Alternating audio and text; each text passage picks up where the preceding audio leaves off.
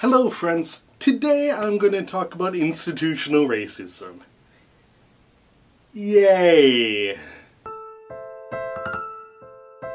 A few months ago the ACLU came out with a study about low-level crimes in Minneapolis, Minnesota. They took a look at the crime stats over a 33-month period. I'll put a link below to their complete study and results. The thing is, they were looking at low-level crimes. These are crimes that happen every day and you might be guilty of. In Minneapolis, there's a law in the books that says you can be arrested and tried for the crime of loitering with intent narcotics. It basically means if I am loitering and they think I'm loitering with the intent to either get drugs or sell drugs, I can be arrested. Even if you don't have any narcotics on you. You can get arrested and tried and convicted for loitering with intent to sell drugs. So you're committing a drug crime, even though you have no drugs on you, have never talked to anybody about drugs. You can just be guilty of intending. I can kind of see them putting this law in the book to catch suspected drug dealers hanging around at a corner, but it's really vague and very much up to the opinion of the police. I've been known to loiter at parks or at corners, just hanging out, checking my phone and stuff. But I have never once gotten stopped or questioned or arrested for loitering with intent. But according to police records, if I were black, I would be more than 25 times more likely to be arrested for this crime. The crime of loitering with intent. I just don't understand how this statistic could be anything but racial. Parks are parks, and if you want people to use parks and not do drugs there, don't arrest them for not doing drugs there. I'm going to pull out one other stat from this because it kind of hits home because I was guilty of this once. Well, twice. One of the arrest reasons that they talked about in the study was being arrested for driving without insurance. Now, I have been pulled over and had to deal with not having insurance twice in my life. Once I was able to talk my way out of a ticket. Second time is a story worth hearing. I was on my way to work one day and I was running a little late, and there's a stoplight with a no right turn on red sign on it, and I turned right on red. So I got pulled over and basically got pulled over into the parking lot that I work at. I got a ticket for the stoplight and for the non-insurance thing and had my car towed away while my boss and my co-workers watched. It was one of the most humiliating moments of my adult life. And yet, I did not get arrested for this. Black people in Minneapolis are 5 times more likely to get arrested for this same crime as me as a white man. Now imagine if you were going into work and get pulled over in your parking lot and then get handcuffed, then pulled away, your car gets towed. For myself, I had to go into work and actually the next day take off some time in the morning to go get my car out of the impound. I lost wages, I had to pay money to get my car out of the pound. Now that I've seen these stats, I think about what would have happened if I had actually been arrested then. I would have missed that day of work. I would have had to pay bail to get out. Probably couldn't afford that because even the impound and taking care of the fine put me behind on bills. Now if I had to miss work 1, maybe 2 days to get processed out through the system of being arrested, I might have lost my job. Then where would I be? I could lose my apartment, I could miss more wages for having to go to court for this thing. I've never been to an impound lot that was right on a good bus route.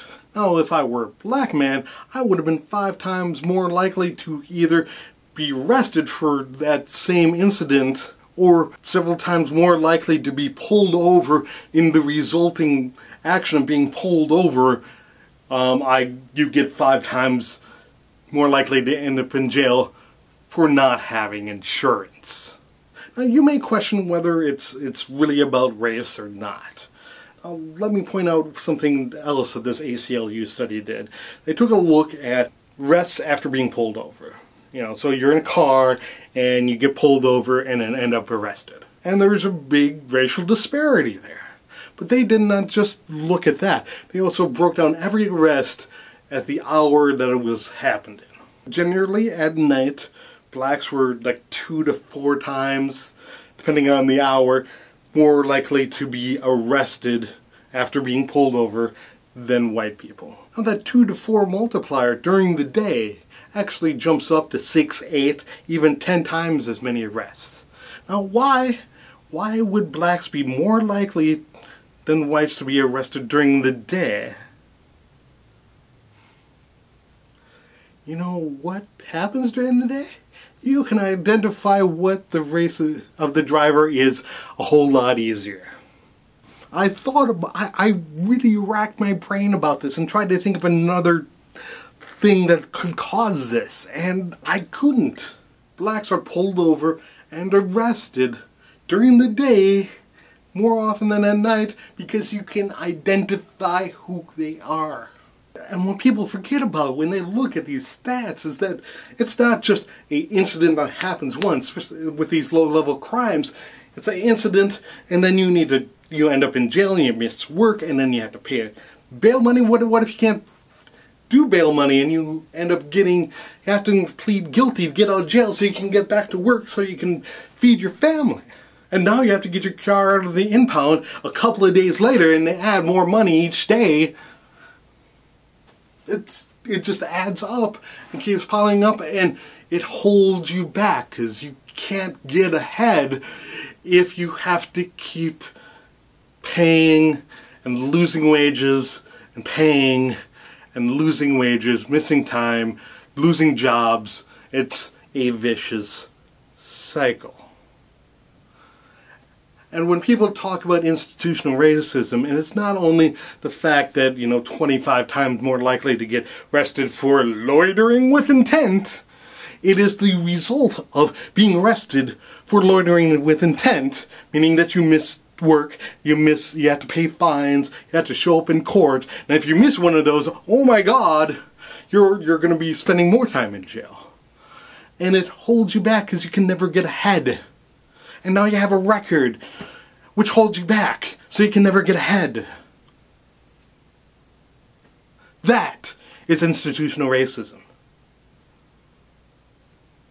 When you start falling behind and you can't feed your family and you're going to lose your apartment or house and you can't find a job because your neighborhood has been neglected because of all of this, you're more likely to turn to maybe selling drugs or robbery, a higher crime.